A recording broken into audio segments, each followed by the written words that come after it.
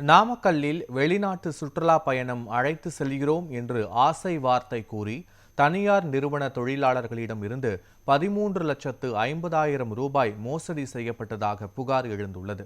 நாமக்கல் சேலம் சாலையில் குளோபல் என் dryer study abroad என்ற நிறுவனத்தை தங்கராஜ் என்பவர் நடத்தி வந்துள்ளார். வெளிநாட்டு சுற்றுலா மற்றும் வேலைவாய்ப்பு ஏற்பாடு செய்து தருவதாக கூறி 15 தொழிலாளர்களிடம் இருந்து தலா ஒருவருக்கு 90,000 ரூபாய் வீதம் பணம் வசூலித்ததாக கூறப்படுகிறது.